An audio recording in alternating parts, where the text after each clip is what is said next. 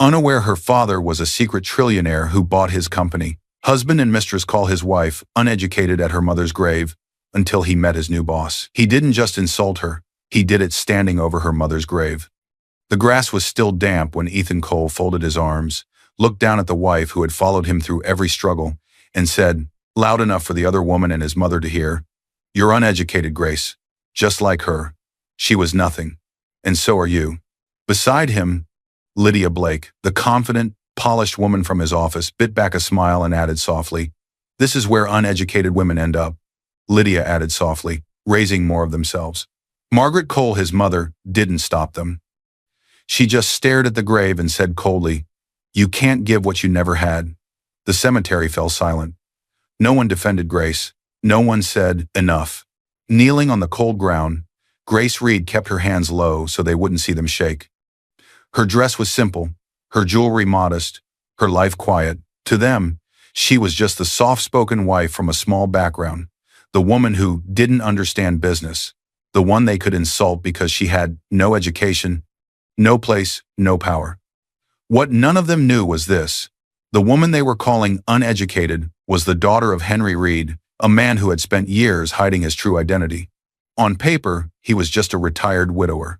In the right documents, under the right holding companies, among people who actually understood capital, he was one of those near-mythic men people joked about in finance. The kind whose scattered assets and quiet control made him feel like a trillionaire, even if no magazine could ever print the full picture. While Ethan bragged about his job and worshipped the company he worked for, Grace's father was quietly buying controlling interest in that very same company, the one Ethan thought would finally prove he was better than the wife he was trying to erase. The day Ethan chose to humiliate Grace at her mother's grave, he had no idea his entire career was already resting on assets her family secretly controlled. This isn't just a story about a cruel sentence at a graveside. It's about what happens when a man and his mistress laugh at a woman they believe is beneath them while answering to a new boss they never saw coming. Dear viewers, thank you for being here. If you watch without subscribing, it's like letting Grace be mocked in silence the way they mocked her at that grave. When you click that button, you stand with every quiet, underestimated woman who refused to stay small. Please, subscribe now and tell me in the comments where you're watching from. The first insult didn't come in anger, it came casually, which made it worse.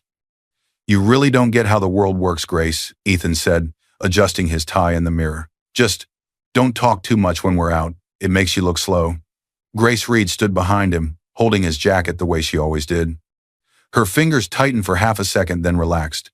She was 30 years old, calm, soft-spoken, and already learning that love, when mixed with pride, could turn sharp without warning. She said nothing. She always said nothing. That silence had been taught to her long before Ethan ever entered her life. Grace grew up believing wealth was loud and dignity was quiet. Her father, Henry Reed, was 58 now, a reserved man with tired eyes and a gentle voice. To the outside world, he was nothing special. A widower who wore plain jackets, drove an older sedan, and lived modestly. People assumed he had retired early from some mid-level job and lived carefully off savings. That assumption was intentional. Grace's mother had died when Grace was 11. A sudden illness. No drama, no long goodbye. Just an empty side of the bed and a house that felt too quiet overnight. Henry never remarried. Instead, he raised Grace alone, packed her lunches, attended school meetings, sat through recitals even when she forgot her lines. He never spoke badly about the world, but he taught her how to move through it carefully. After her mother's death, Grace once asked him why they didn't live like other families. Why they didn't move to a bigger house, why they didn't travel, even though he clearly could afford a little more than they had. Henry had smiled gently and said a sentence Grace would carry into adulthood. "If people know what you have, they'll stop seeing who you are." At the time, she thought he meant emotions. She didn't know he meant everything else too. There were signs, of course. Looking back, the clues were everywhere. Henry always paid cash, never cards, never loans, never debt. He kept documents in fireproof cases, organized by year, not emotion. Sometimes late at night, Grace would hear him on the phone, his voice suddenly sharp, precise, using words she didn't understand. Percentages, acquisitions, boards. Then the call would end, and Henry would return to the kitchen, smiling, asking if she wanted tea. When Grace questioned him once, really questioned him, he gave her one rule. "Never tell anyone who you really are," he said calmly. "Let them reveal themselves first." That rule shaped her entire life. Grace studied quietly, worked without drawing attention. She inherited something far more valuable than money restraint. When she turned 25, Henry transferred something into her name without ceremony. A small holding company, old family assets, all clean, legal, boring to anyone who didn't know what they were looking at. "This is yours," he said. "Not to spend, to understand, learn to read what's behind numbers, not just the numbers themselves." Grace never told anyone, not even her husband. She met Ethan Cole when she was 27. He was ambitious, charming, insecure in a way that demanded constant validation. He talked about success like it was oxygen, something he needed to survive. Grace admired his drive, believed in his dreams. She didn't realize she was slowly shrinking to make room for them. By the time they married, Ethan had already begun correcting her in public. "You wouldn't understand corporate pressure," he said once at dinner with friends, laughing. "Grace's world is simpler," he joked another time. And now, standing in front of the mirror, he had stopped pretending it was a joke at all. "Just don't embarrass me," he said, taking the jacket from her hands without thanks. Grace nodded. Inside, something shifted, not breaking yet, but bending. Later that night, Grace sat alone in the bedroom while Ethan scrolled on his phone, smiling at messages he claimed were work-related. She noticed the way he angled the screen away from her, the way his tone changed when he spoke about image and upgrade and who fits where. He didn't know she noticed. He also didn't know that she'd been trained her entire life to observe quietly. Grace looked at the framed photo on the nightstand, her mother's smile frozen in time. A reminder of softness, of loss, of the strength required to endure without applause. She thought of her father, Henry, sitting alone in his modest house, reading financial reports no one knew he controlled, occasionally asking her harmless questions like, "How's Ethan's company doing? Do you like the way they treat their people?" And she wondered, not for the first time, why she had married a man who measured worth by appearances, when she had been raised by someone who hid power like a secret weapon. The question lingered in the room, unanswered. Grace didn't know it yet, but the world she had carefully kept separate, love, money, dignity, truth, was already beginning to collide. And soon, very soon, the people who mistook her silence for weakness would discover just how dangerous patience could be. She smoothed the blanket, turned off the light, and chose once again not to speak. Quiet had always been her armor, but armor, when tested long enough, eventually becomes a blade, and the man sleeping beside her was about to give her a reason to use it. "You're holding me back." The words hit Grace before she had time to sit down. Ethan stood in the living room, phone pressed to his ear, voice sharp with irritation. He paced as if the space belonged only to him now. Grace froze near the doorway, a stack of printed reports in her hands, reports she had stayed up all night correcting for him. "I said I'd handle it," Ethan snapped into the phone. "No, she doesn't get how this works. Just trust me." He ended the call and finally turned to her. "What?" he asked, already annoyed. "What are you standing there for?" Grace swallowed. "I finished fixing the slides. The numbers on page 12 were off. The projections didn't match the last quarter." Ethan took the papers without looking at her. "You wouldn't understand corporate pressure, Grace," he said casually. "This isn't your world." It wasn't the insult that hurt. It was how easily it came out of him. Grace smiled anyway. She always did. She had met Ethan Cole 3 years earlier, when he was still chasing his first real promotion. Back then, his ambition had felt exciting, almost hopeful. He talked about success the way some people talked about family, like something he was meant to have, even if he didn't know how to reach it yet. Others doubted him. Grace didn't. She believed in him when his ideas were raw and his confidence was fragile. She sat beside him on late nights, listening to practice speeches, gently correcting his grammar, helping him sound more polished. When he stumbled, she didn't point it out in public. She fixed it quietly, in private. She thought that was love. She didn't notice how often her support became invisible. Ethan's mother, Margaret Cole, noticed everything. Margaret was a woman who believed authority was inherited, not earned. She spoke softly, but her words always landed where they could do the most damage. From the moment Grace entered the family, Margaret measured her not by kindness, but by usefulness. During one family dinner, Grace made the mistake of explaining a financial article she'd read. She spoke calmly, clearly, her confidence natural and unforced. Margaret's smile tightened. She didn't interrupt Grace, she waited. Later, when Grace went to refill drinks, Margaret leaned toward her son and whispered just loud enough to be heard. "She makes you look smaller when she talks like that," Margaret said. "You're the one who's supposed to shine. She should be softer." Ethan laughed. Uncertain at first, then louder. Grace returned to the table and felt the shift immediately. The air was colder. The conversation moved on without her. That night, Ethan repeated the thought as if it were his own. "My mom thinks you try too hard to sound smart," he said, lying in bed, scrolling through his phone. "Maybe you should just relax and let me handle things in public. It's better for my image." Grace stared at the ceiling. She didn't argue. Her loyalty showed up in 100 small sacrifices. She delayed her own plans so Ethan could chase his. She declined invitations so he wouldn't feel distracted. She learned when to speak, and more importantly, when not to. Whenever Grace did speak confidently, Margaret reacted the same way. A brief flinch, then a controlled smile. As if she had almost revealed something dangerous. Grace noticed it, but she didn't understand it yet. What she didn't see was how those moments were being collected, examined, reframed, and quietly used against her. Ethan's promotions came faster after that. With every step upward, his patience for Grace thinned. He started using phrases she recognized, phrases that weren't originally his. "Don't overthink it. You're too emotional. Just let me handle it."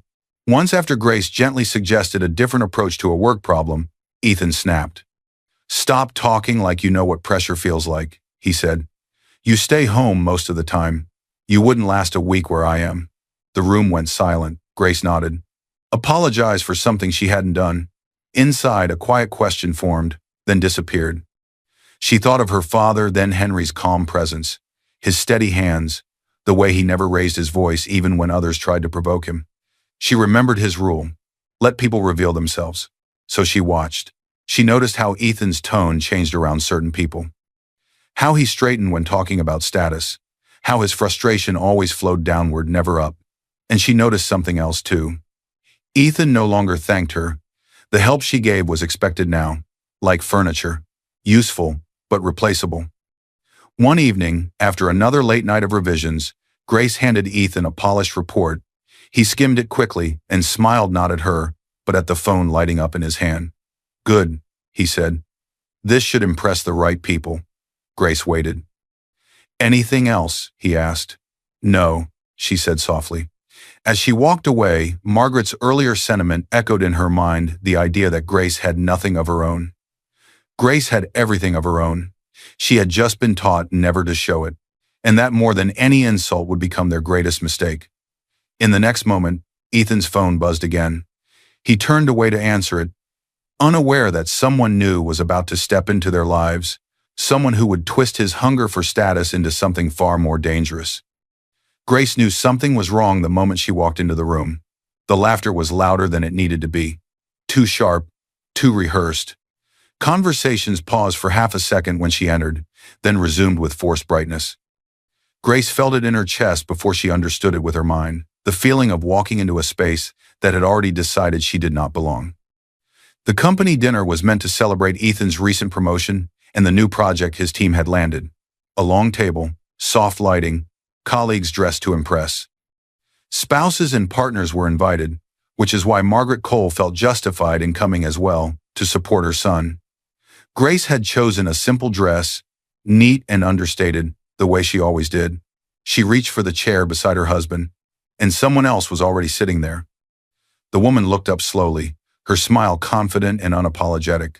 She was in her early 30s, polished, sharp, dressed in a way that demanded attention without asking for permission. Her posture claimed space before her words ever did. "Oh," the woman said lightly, glancing at Grace as if noticing her for the first time. "I thought this seat was open. Ethan said he wasn't sure you'd make it on time." Grace paused. She looked at Ethan. He didn't move, didn't speak, didn't correct anything. That silence was louder than any insult. The woman stood just enough to extend a manicured hand toward Ethan first, then to Grace. "Lydia Blake," she said. "I work closely with the executive team. Ethan and I have been collaborating a lot lately. Her eyes flicked to Grace, assessing, weighing, then back to Ethan. Grace nodded politely. Grace, his wife. Lydia's smile didn't change, but something cool passed behind her eyes, like she had just confirmed a detail in a file. Margaret Cole, seated a few places down, observed the exchange with interest, not concern. Her lips curved slightly upward, approval disguised as calm. Please, Margaret said smoothly to Lydia. Stay where you are. Grace can sit anywhere. It wasn't an invitation, it was a dismissal. Grace took a seat across the table instead, folding her hands in her lap. She felt the subtle shift immediately, like furniture being rearranged without asking. As the dinner progressed, Lydia became the center of attention effortlessly. She laughed at the right moments, complimented the right people, touched Ethan's arm just enough to seem familiar without crossing an obvious line in public. Every movement felt practiced, like someone who understood rooms and how to dominate them. Grace noticed something else too. Before every sharp comment, every subtle jab, Lydia glanced at Ethan, always first, as if checking how far she was allowed to go. The conversation turned to career paths. I've always believed education should be strategic, Lydia said, swirling her glass. You study what advances you, not just what feels comfortable. Her eyes slid toward Grace. For success, Lydia continued with a soft laugh, you need to know the system. It's not something you just pick up reading random articles at home, right? The table went quiet. Grace felt the words land not just on her, but around her. People shifted. Someone coughed. No one spoke. Ethan smiled faintly and looked down at his drink. Margaret's head dipped in subtle approval. Grace felt her face warm, but she kept her voice steady. I think learning never stops, she said simply. It just looks different for everyone. Lydia tilted her head, amused. How sweet, she replied. That's one way to look at it. The word sweet didn't mean what it sounded like. Grace excused herself to the restroom a few minutes later. She stood at the sink, hands braced against the counter, breathing slowly. She wasn't angry yet, she was alert. She remembered her father's voice, let them reveal themselves first, and Lydia was revealing a great deal. When Grace returned, she noticed Lydia had leaned closer to Ethan. Their shoulders almost touched. Their conversation had dropped into a private register. Margaret watched them like a chessboard, her eyes bright with satisfaction. Grace sat quietly and listened to the gaps, the stretches of silence where her name never came up at all. Later, as dessert was served, Lydia stood to make a light-hearted toast. To growth, she said. To ambition, and to knowing when to step aside so others can shine. Her gaze rested on Grace for just a beat too long. Ethan raised his glass. Grace didn't. She looked at her husband instead, really looked at him. At the man who had once needed her belief to survive. Who now didn't even seem to notice she was being moved out of his life in front of him. Or worse, noticed and allowed it. On the drive home, Ethan was unusually quiet. Grace broke the silence gently. Who is Lydia really? Ethan's jaw tightened. She's important, he said. And she has influence with people above me. You should be careful how you come across around people like her. They notice everything. People like her. Grace nodded once. She had learned long ago that questions asked too early were dismissed. Answers arrived only when patience forced them out. She looked out the window, the city lights blurring together. Something had changed tonight. She felt it deeply, the shift from discomfort to danger. Lydia wasn't just a colleague, she was a test, and Ethan had already failed it. As the car pulled into their driveway, Grace's phone buzzed softly in her bag, a notification she didn't check yet, from the banking app she kept an eye on out of habit. She stepped inside the house, her expression calm, her movements measured. Quietly, almost to herself, she thought, this isn't about ambition anymore. This is about replacement. And somewhere behind her, unseen but already moving, the next stage of cruelty was beginning to take shape. Remove that chair. The command cut through the room like a blade. Grace froze mid-step, her hand still hovering near the back of the seat she had always taken at family gatherings. Voices fell quiet. Plates stopped clinking. Every eye turned toward Margaret Cole, Ethan's mother, seated at the head of the table like a judge who had already reached a verdict. We'll put Lydia there, Margaret said calmly to the house staff. She needs to sit beside my son. They have important things to discuss about his future. For a split second, no one moved. Then Lydia Blake smiled, slow, deliberate, and slid into the chair without hesitation. once it was placed closer to Ethan. She smoothed her dress, glanced up at him, and gave him a look that asked one question only. "Are you going to stop this?" Ethan didn't. He didn't even look at Grace. "Don't make a scene," he muttered, low enough to sound private, loud enough to hurt. "There are guests here." The humiliation wasn't loud. It was surgical. Grace was 30 years old, a wife, a grown woman, and in that moment, she was being pushed to the edges of her own family's table. She stepped back, positioning herself near the sideboard where the staff stood, hands folded neatly in front of her. There were still seats available further down the table, but Margaret's eyes followed her like a warning. "Know your place." Grace felt the heat in her face, but she kept her posture steady. Across the table, Ethan's siblings watched in silence. Daniel Cole, the older brother, leaned back in his chair, arms crossed, expression unreadable. Rachel Cole, the younger sister, glanced at Grace once, then quickly looked away, choosing comfort over courage. Friends of the family followed their lead. No one objected. No one spoke up. No one pulled a chair back for her. Silence became a group decision. Margaret lifted her glass. "Now," she said lightly, "let's eat." Dinner continued as if nothing unusual had happened. Lydia laughed easily, telling stories about work, about influence, about being seen by executives. She referred to Ethan's achievements as their progress, her hand brushing his sleeve often enough to claim familiarity. Grace listened.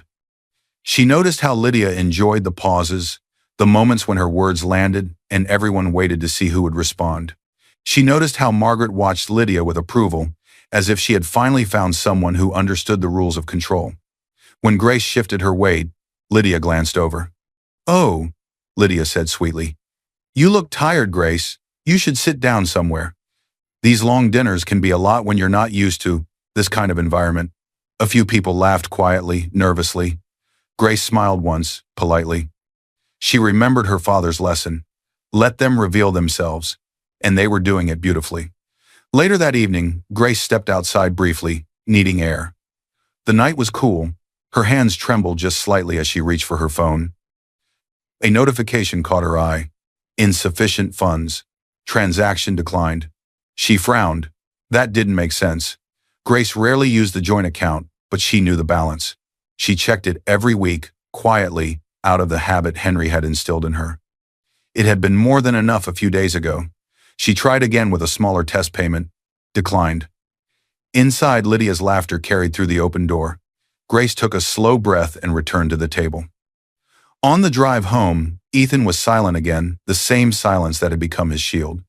They stopped at a small store to pick up groceries before going home. Grace loaded a few basics into the basket, nothing extravagant, just what they needed. At the register, she handed over her card. The machine beeped. Declined. The cashier looked apologetic. People behind them shifted impatiently. Grace felt her chest tighten. Before she could speak, Lydia, who had insisted on riding with them under the excuse of catching up on tomorrow's plans, leaned in close, her voice low and precise.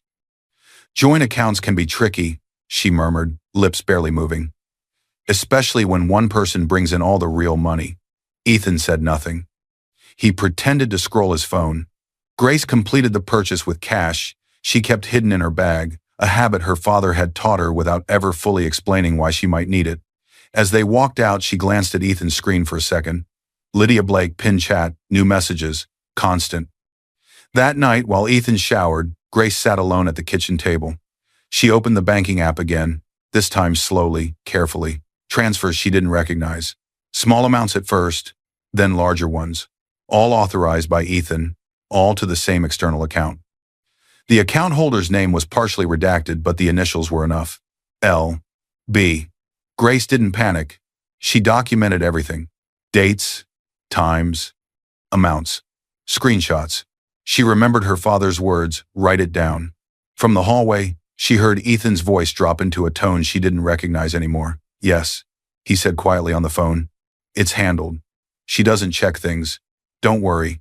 Grace closed the app. She looked around the house, the walls she had decorated, the space she had made safe, now slowly turning hostile. Something fundamental had shifted. This wasn't carelessness anymore, it was intention. Before bed, Grace caught her reflection in the mirror. She looked smaller somehow, not physically, but in the way the world around her was trying to shrink her. She straightened her shoulders. She thought of her mother. Of the way she had been dismissed quietly, remembered softly, underestimated always. And she felt something settle inside her, not rage, but resolve. Grace didn't know yet where this cruelty would lead, but she sensed it was moving towards something sacred, something final. As she turned off the light, her phone buzzed again, a message preview from an unfamiliar number she didn't open yet. She placed the phone face down. And somewhere, in a place meant for silence and respect, words were already being sharpened for her next humiliation. "Why are we even here?" Ethan's voice shattered the silence before Grace could kneel. The graveyard was quiet, wide, and open, the kind of place where sound carried farther than intended. The visit had been squeezed between Ethan's important meeting and a brunch he'd promised to attend with Lydia and a few colleagues. He'd insisted they all come in one car to save time. Grace stood still for a moment, fingers tightening around the small bouquet she had bought herself. No one else had thought to bring flowers. She was 30 years old, standing at her mother's grave, with her husband, his mother, and his colleague behind her, and already she felt exposed. "This matters to me," Grace said softly. "It's the anniversary." Ethan sighed, the sound heavy with irritation. "You're being dramatic again. We don't have all day." Grace ignored him and lowered herself to her knees. The grass was damp, soaking through the fabric of her dress. She placed the flowers carefully, her movements slow, respectful. This was the one place she allowed herself to be vulnerable. Her mother's name was carved into stone, simple, clean, honest. Grace bowed her head. For a moment there was peace. Then Lydia laughed. It wasn't loud. It wasn't obviously cruel at first. It was the kind of short, surprised laugh people made when they saw something they didn't value. "So this is where you grew up visiting?" Lydia Blake said, stepping closer in her sharp heels. "It's quiet." Her eyes moved over the grave, then over Grace's bowed form. "I always say," Lydia added lightly, "when women don't get real education or guidance, they just repeat the same small life, same choices, same limits, raising more uneducated versions of themselves." The words hung in the air. Grace's shoulders stiffened, but she didn't turn around. Behind Lydia, Margaret Cole stood with her hands folded, her expression unreadable. She did not intervene. She never did. Ethan gave a short, mirthless chuckle. "She never studied anything useful," Ethan said, shaking his head. "You know that, right? Completely unprepared for the real world. Just emotional. Just there." Grace's breath caught. Ethan took a step closer to the headstone, as if he had some right to stand there. "She was nothing, Grace," he continued, his voice firmer now, almost impatient. "Your mom spent her life in this little circle, and you're repeating it. You're uneducated. This is why you'll never understand how the world works."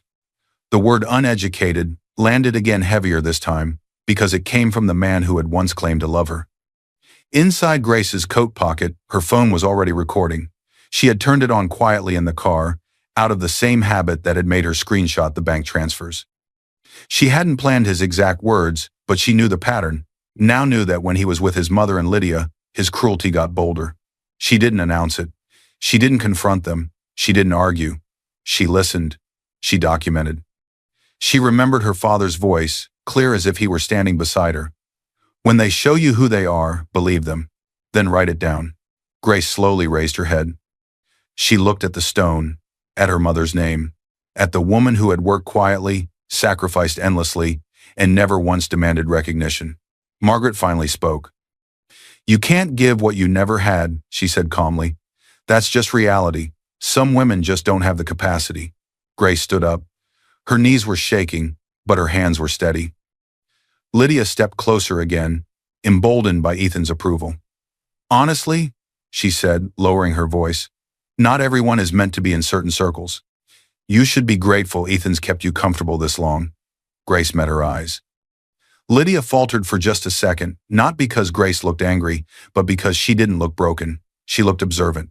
Margaret cleared her throat. "Let's go. We're going to be late. There's nothing more to do here." "Nothing more." Grace glanced back at the grave. She bent down once more, brushing dirt from the stone with care. This time, she spoke not to them, but to herself. "I see you," she whispered. Then she stood, turned and walked past them without another word. Ethan scoffed. "See? Overreacting again." Grace didn't respond. She didn't need to. On the drive back, no one spoke. Lydia checked her reflection in the mirror, satisfied. Margaret stared out the window, already rewriting the story in her head. Grace was unstable, emotional, ungrateful. Ethan scrolled through his phone, checking messages about work and ignoring the way his wife sat, pressed against the car door. Grace sat silently in the back seat. Her phone buzzed once, a notification that the recording had been saved and backed up to the cloud automatically. She didn't check it yet. She knew what was on it. Insults. Admissions. Contempt spoken freely. Truth. Grace closed her eyes and took a slow breath. This wasn't the end of her patience, it was the end of her doubt. She had spent years wondering if she was too quiet, too soft, too invisible. Standing at her mother's grave, listening to the people closest to her strip her of dignity, Grace finally understood something clearly. They weren't powerful. They were careless. And careless people always left evidence behind. As the car turned onto the road, Grace felt something shift, not inside her, but around her. Like the sense that she was no longer alone in this. That somewhere, unseen, someone had already noticed what happened at the grave. And that her silence, the kind she had mastered her entire life, was about to become very, very loud. Grace stopped reacting. That was the first thing they noticed. No tears, no arguments, no questions. After the graveyard, she moved through the house like a ghost, calm, polite, distant. She still cooked, still cleaned, still answered when spoken to. But the warmth was gone. Ethan mistook it for surrender. Lydia mistook it for fear. Margaret mistook it for defeat. They were wrong. Grace Reed had simply gone quiet in the way her father taught her to go quiet, the way people did when they were preparing. She did not confront Ethan about the insults at the grave. She did not ask why her card had been declined. She did not mention the word uneducated again. Instead, she began separating herself, emotionally first, then practically. She opened a small notebook she had kept hidden in the back of a drawer, blank until now. On the first page, she wrote the date of the graveyard visit. Under it, one word: evidence. Grace remembered her father's voice clearly, steady and unafraid. Never mix survival money with shared accounts. Years ago, Henry Reed had quietly helped her set aside a small emergency fund in her own name. Nothing dramatic, nothing flashy, just enough to move if the ground ever gave way. That was the money she used now. 2 days later, Grace sat in a discreet office above a pharmacy, the kind of place you only found if you'd been told where to look. Across from her sat Caleb Morris, an independent investigator in his early 40s. No dramatic trench coat, no movie-style theatrics. Just a laptop, a notepad, and the tired eyes of a man who had seen more than people thought he had. "My job," he said plainly, "is to confirm what already feels wrong." Grace nodded. "I'm not looking for revenge," she said. "I need facts. I need to know I'm not imagining this." Caleb nodded once. "Then we start with what you can legally give me access to." She signed authorizations for bank statements, for her own phone records, for any accounts where her name appeared. She slid her screenshots across the desk. Transfers, balance changes, card declines. Caleb studied them in silence. "Good," he said quietly. "You've already done half my work." The first records came back within days. Joint account withdrawals, small amounts at first, then larger ones. All traced to one destination, an account linked to Lydia Blake. "He didn't take everything at once," Caleb explained, tapping the statements. He staggered it. "That's what people do when they don't want questions yet." Grace wrote it down. Dates, amounts, patterns. She wasn't shocked. She was relieved. Proof meant she wasn't crazy. Next came emails. Through a formal request and with Grace's written complaint, Caleb connected with someone inside the company's compliance department, a woman named Elena Shaw. Elena, small and sharp-eyed, joined them one afternoon, setting her company laptop on the table like a witness. Internally, Elena said, "This is how you've been described." She turned the screen toward Grace. "She's emotionally unstable. She's distracting him from performance. I'm concerned she may become a liability to his focus." All from Lydia. All sent shortly before or after events Grace remembered clearly. Grace recognized the language immediately. Professional, polite, poisonous. "She was building a record," Caleb said, "in case she ever needed to justify getting rid of you." Grace closed her eyes briefly. She remembered Margaret's approving nods, the timing of Lydia's smiles, The way Ethan had started repeating phrases that weren't his. This wasn't impulsive. It was coordinated. A week later, Elena arrived with something heavier. Security footage. Time-stamped. Clear. The video showed Lydia late one evening in the office alone. She stood near a metal bin, holding an envelope. The camera caught the details. Grace's name was on it. The return address, a respected law firm. Elena paused the video.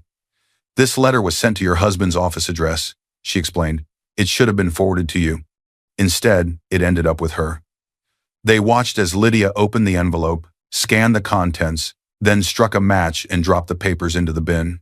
Flames rose, ate the pages, died down. Lydia watched, expression flat.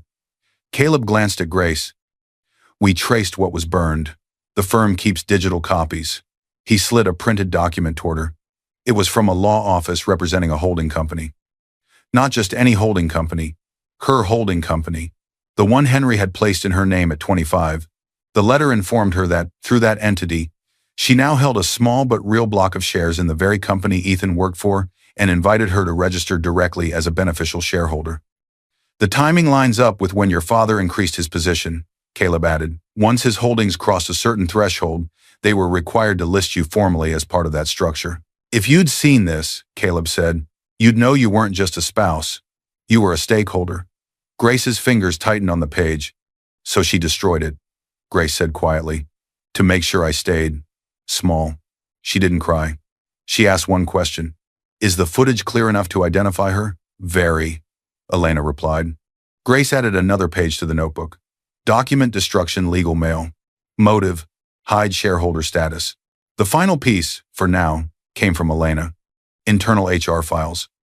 Complaints Lydia had filed about Grace's interference, all submitted within minutes or hours of private exchanges between Lydia and Margaret at social events. "The timestamps matter," Elena said. "It shows intent. This isn't about you losing your temper. This is about them constructing a version of you." Grace understood that better than anyone. At home, Ethan grew restless. "You've been quiet," he said one night, watching her carefully. "What are you thinking about?" Grace smiled faintly. "Just listening." Lydia texted more often. Margaret called more often. They could feel something shifting, even if they didn't know what.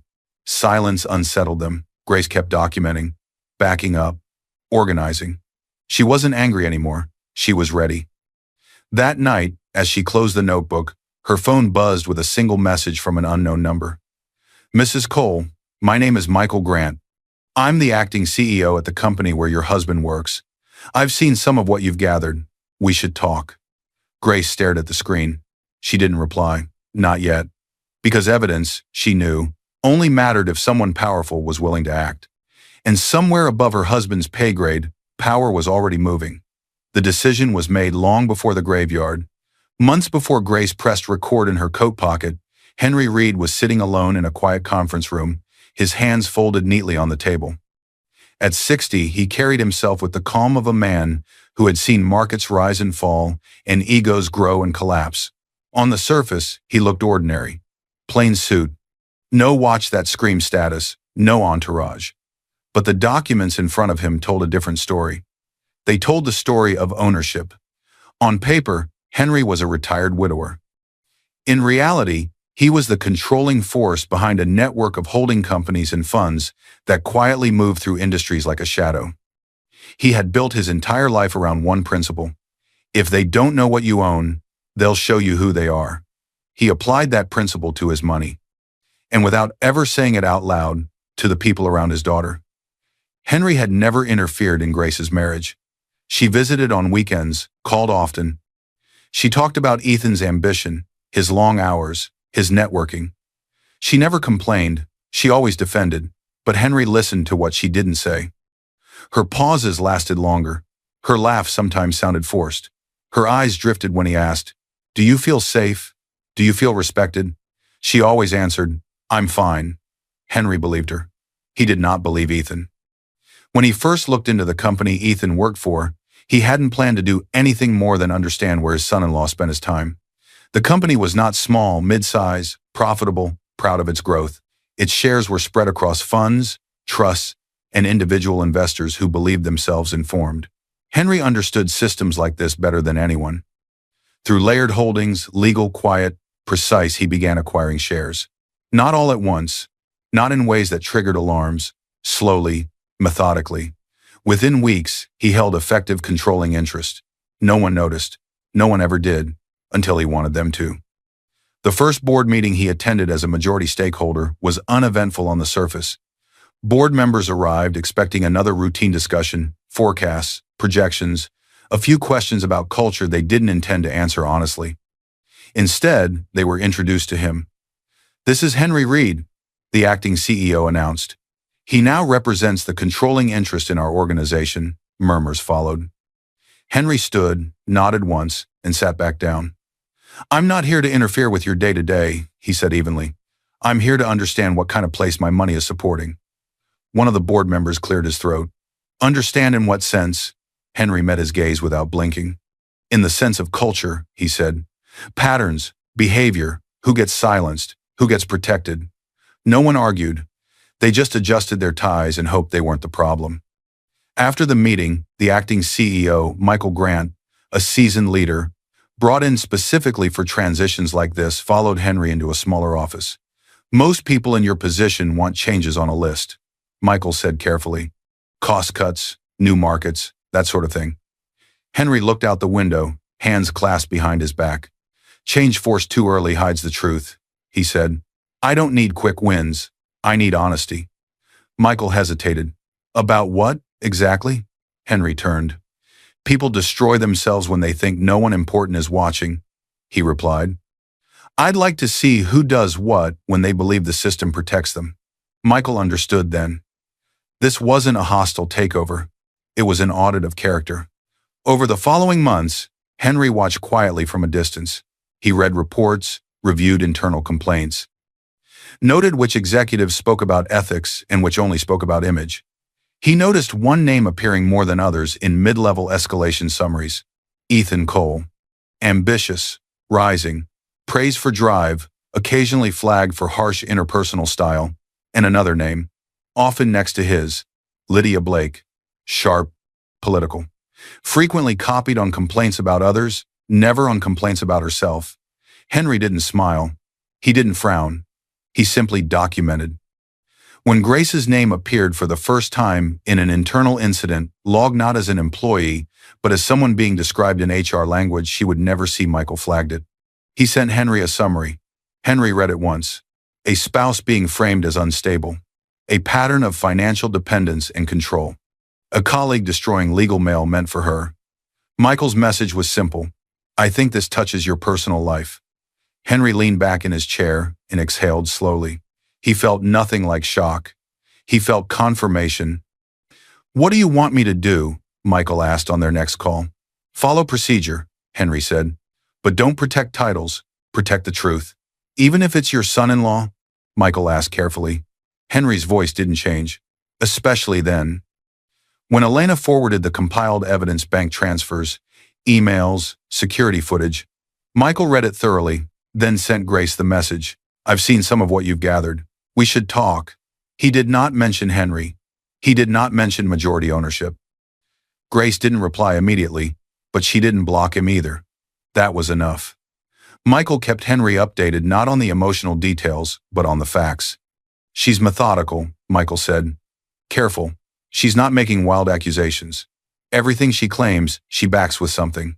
Henry closed his eyes briefly, picturing the little girl who used to sit at his kitchen table organizing her school papers by subject. "She always was," he murmured. As the evidence solidified, Michael proposed the next step. "We can handle this quietly through HR," he said, "or we can address it formally in front of leadership. Both are risky in different ways." Henry considered that for a long moment. "This isn't just about her marriage," he said finally. "It's about the kind of people leading this company. If they treat their own spouses like this when they think no one important is watching, what do you think they'll do to people with less power?" Michael nodded. "So we confront," he said, "in a setting where they can't pretend they didn't know better." Henry agreed. He didn't want a spectacle. He wanted a record. As Henry ended the call, his phone buzzed with an unread message, a photo Grace had sent earlier, of a simple bouquet on a grave. No context, just stone, flowers, grass. He looked at it for a long time, then he whispered, to no one in particular, "All right then." The next morning, an urgent meeting notice went out to key staff. And Ethan Cole, still believing the company was his path to power, checked his calendar and smiled. Everyone in management and key operations to the main conference room. Mandatory.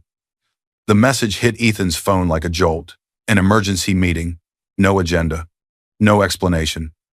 "This is probably about the expansion," Ethan said, straightening his jacket. He glanced at Lydia. "Stay close. It'll look good if we walk in together." Lydia smoothed her blouse, slipped her hand lightly onto his arm. "Always," she said. Somewhere else in the city, Grace's phone lit up with a separate email. "Mrs. Grace Cole, Reed. As a registered shareholder through Reed Holdings, and as the complainant in an internal ethics review, you are invited to attend today's leadership session.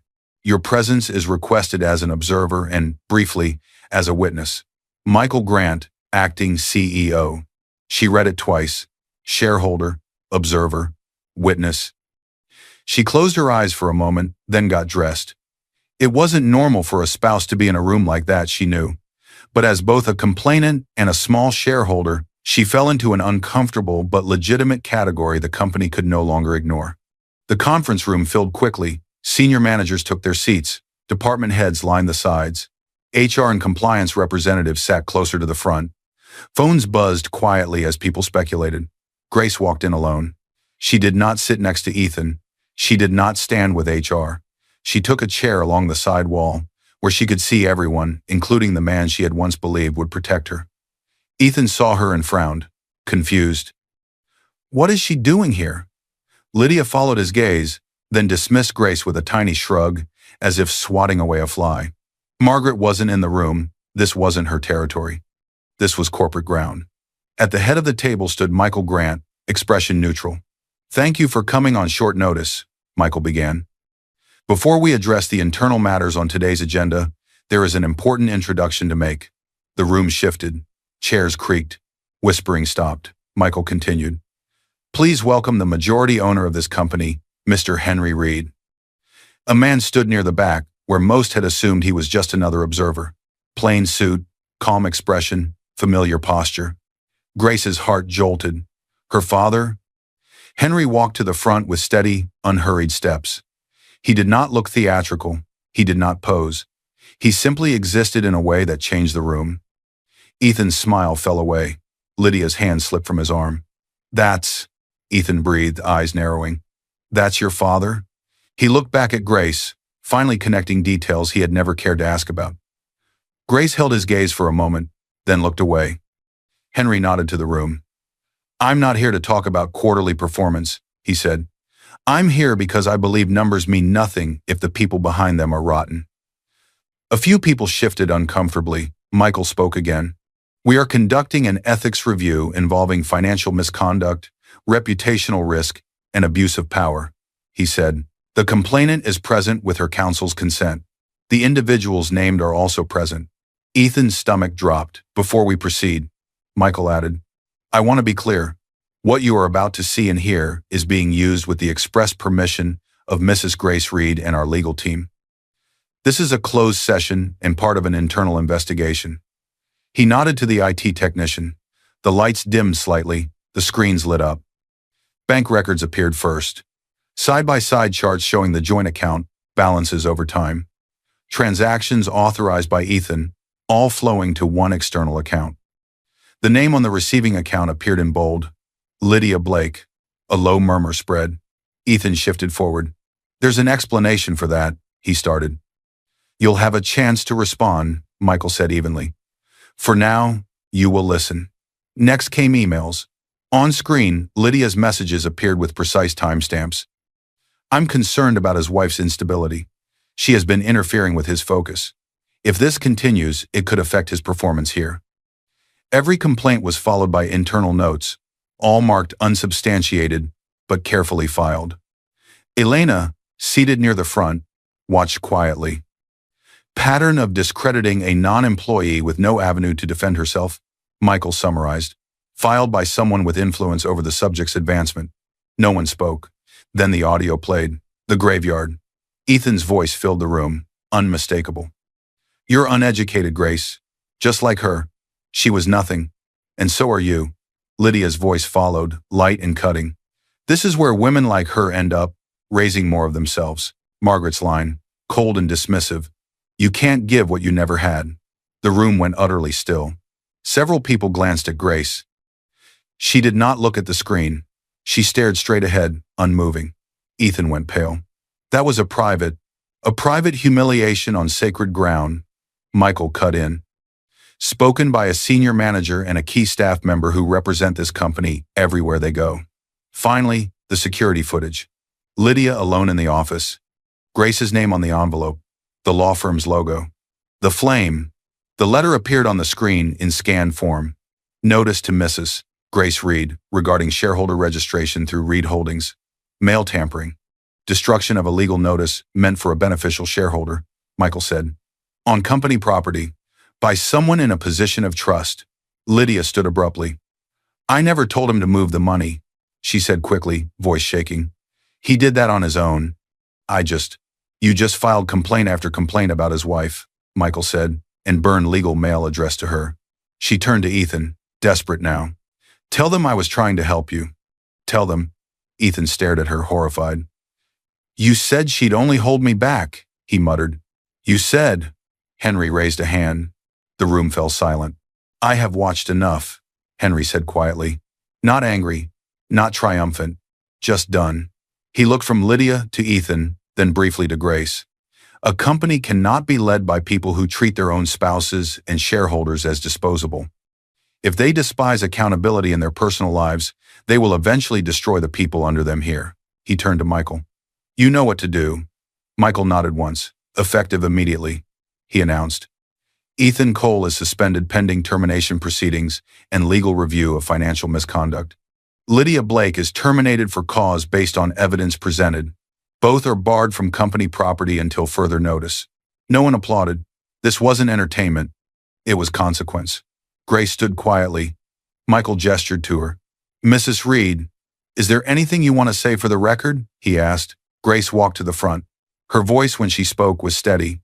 You called me uneducated, she said, looking at Ethan. You said I was nothing.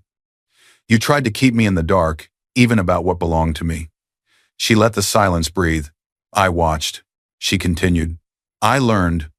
And then I wrote everything down. That's all. She stepped back. No speech about revenge. No gloating. Henry's eyes softened for just a second. The meeting ended. The real dismantling had only begun. The courtroom doors closed with a sound that felt like the last page of a chapter. Not loud, not dramatic, final. Grace stood at the front beside her lawyer. Daniel Wright, calm, focused, a man who disliked theatrics as much as she did. Her hands rested loosely at her sides. Across from her, Ethan Cole sat rigid, his suit slightly looser than before, his jaw clenched so tightly it trembled. Behind him, Margaret Cole clutched her purse strap like it could anchor her to the life she thought she controlled. Lydia was there too, on a separate bench, called as a witness but no longer aligned with anyone. The judge entered. Everyone rose. Everyone sat. Silence wrapped the room. This was not a boardroom. This was not a family dinner. This was a place for record. Daniel rose first. He did not pace. He did not raise his voice. He moved with the same deliberate calm Grace had been raised on. Your Honor, he began. This case concerns not only the dissolution of a marriage, but a sustained pattern of financial abuse, reputational harm, and deliberate concealment of the petitioner's legal rights. He handed up a binder, Exhibit A, joint account statements, obtained with proper authorization and verified by the financial institution. Numbers appeared on the court's monitors. Withdrawals, transfers, all initiated by Ethan, all directed to accounts tied to Lydia Blake. Ethan stared straight ahead, jaw working. Daniel continued. Exhibit B, internal emails from the respondent's workplace provided lawfully through the company's compliance office, showing a coordinated attempt to portray Mrs. Reed as unstable and obstructive, despite her not being an employee and having no direct interaction with those departments. The judge leaned forward slightly. Exhibit C, audio recordings documenting verbal and emotional abuse, including at the gravesite of Mrs. Reed's late mother. Ethan flinched visibly as his own words echoed again. You're uneducated, Grace. She was nothing, and so are you. Margaret closed her eyes briefly, as if she could block out the sound. Finally, Exhibit D. Security footage showing Miss Blake destroying a legal letter addressed to Mrs. Reed from a law firm representing a holding company, in her name a letter notifying her of her status as a shareholder in the respondent's company. The footage played, the envelope, the bin, the flame. The judge watched without interruption. Lydia was called to the stand. She walked carefully, no longer in the expensive sheath dresses she'd once worn to company dinners. Her clothes were plain now, neutral. She kept her eyes down. Under oath, her confidence had nowhere to hide. Did you receive money from Mr. Cole? Daniel asked. Yes, she said, voice tight. Did you understand those funds came from a joint marital account? Yes. Did you ever speak with Mr. Cole about his wife being, in your words, a liability or dead weight? Yes. Did you destroy a letter addressed to Mrs. Reed from the law firm representing Reed Holdings? A pause. Yes. Why? Lydia swallowed. Because if she knew she had shares, she said quietly, she wouldn't be so easy to move out of the picture. And Ethan wanted less complication. Ethan turned toward her, stunned. That's not what you... The judge raised a hand. You'll have your turn, Mr. Cole. Margaret was called next. She clasped her handbag as if it might give her courage. Mrs. Cole, Daniel said, did you ever encourage your son to distance himself from his wife? I was protecting him, Margaret replied. She wasn't suitable. She embarrassed him. She didn't belong in his world. Did you witness repeated public humiliations, he asked, including at your own dining table and at the gravesite of Mrs. Reed's mother? Margaret's eyes flickered. I thought she was overreacting, she said. We were just being honest. Honest, Daniel repeated. About her being nothing? Margaret's lips pressed together. She didn't answer. Sometimes silence convicts louder than confession. Ethan finally took the stand. He tried to regain the smoothness that had once worked in presentations. It failed under oath. I made mistakes, he said. I was under pressure. Work was intense. I felt judged all the time. Lydia understood that. My mother just wanted what was best for me. Is that why you called your wife uneducated and nothing at her mother's grave? Daniel asked calmly. Ethan's throat bobbed. I lost my temper, he said. It was private. I didn't know she was recording. So, Daniel said, your main regret is that you were recorded? Ethan hesitated. That's not what I... Did you tell Miss Blake that your wife was holding you back? Yes, but... Did you authorize transfers from your joint account to Miss Blake without informing your wife? Yes, he muttered. Did you ever tell your wife about the shareholder notice sent to her through Reed Holdings? No, I didn't think it mattered. Did you benefit from her silence and her belief in you, even as you were taking from her? Ethan's shoulders sagged. Yes, he whispered. The ruling came with no dramatic pause. The judge spoke with the clarity of someone who had seen versions of this story too many times. Divorce is granted, the judge said, on grounds of financial misconduct and emotional cruelty. Grace's chest rose, then fell. All marital assets wrongfully transferred are to be returned to Mrs. Reed, the judge continued. Additional restitution will be determined based on the value of the diverted funds and any profits derived from them. Ethan's head dropped. Given the substantiated pattern of abuse, the judge added, a restraining order is approved, effective immediately. Mr. Cole is to have no direct contact with Mrs. Reed outside of legal counsel. The gavel struck once. It was done. As people began to stand, Ethan moved faster than anyone expected. He crossed the short distance to where Grace was gathering her things and dropped to his knees. Grace, he said, voice cracking. Please. I can fix this. I can change. I didn't know it would go this far.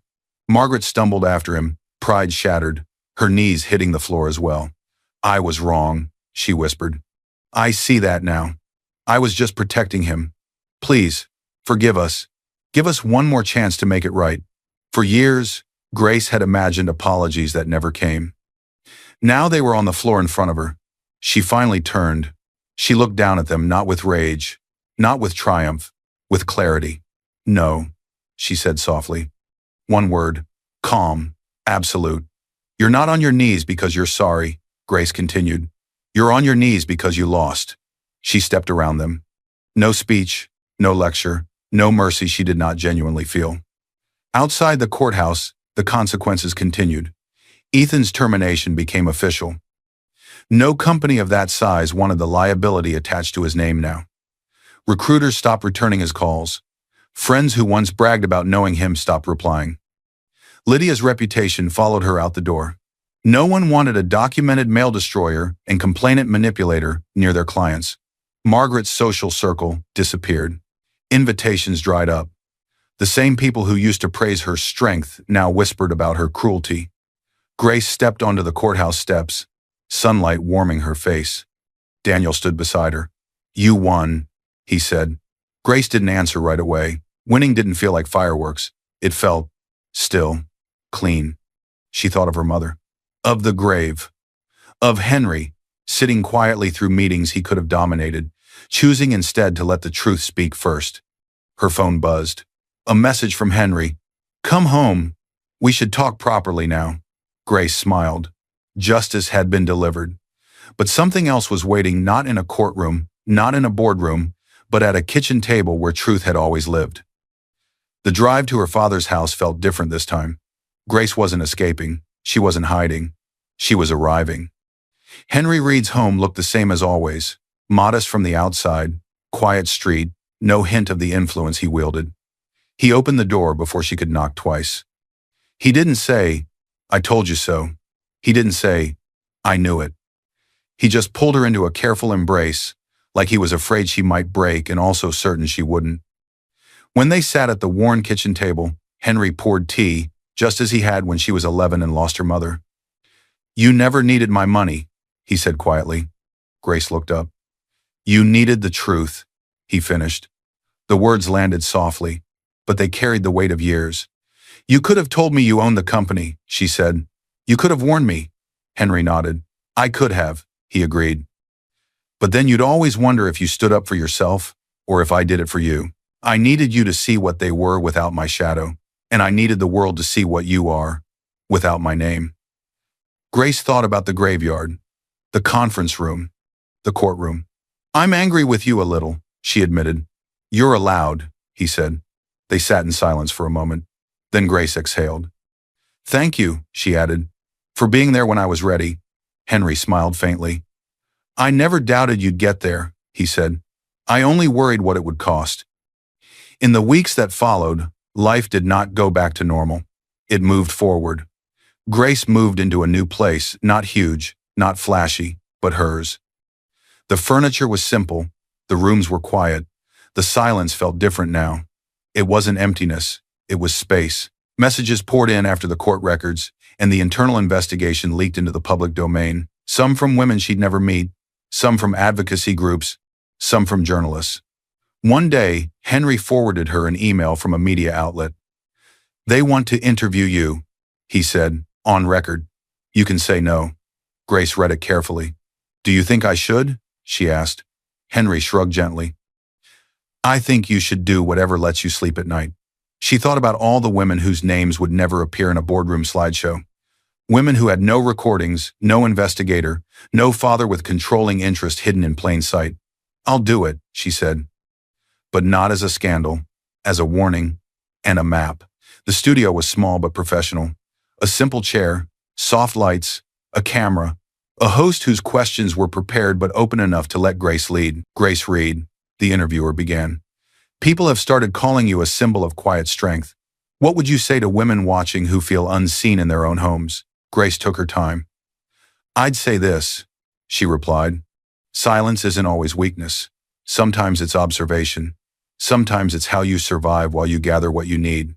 The camera stayed on her. "The problem is when silence becomes the only thing you have," she continued.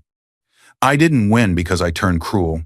I won because I got honest with myself first, and then with people who could actually help."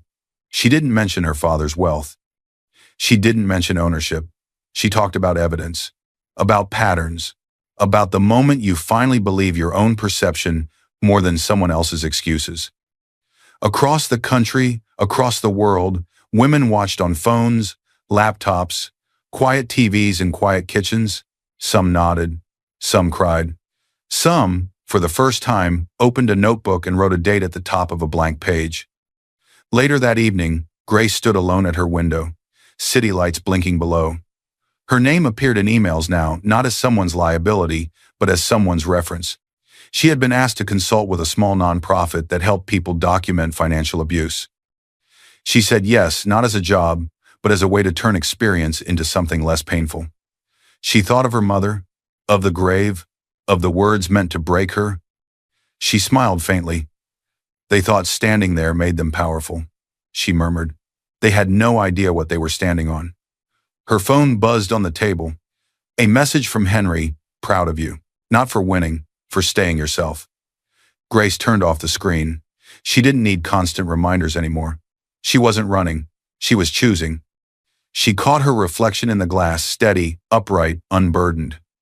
Grace Reed was no longer just surviving. She was living.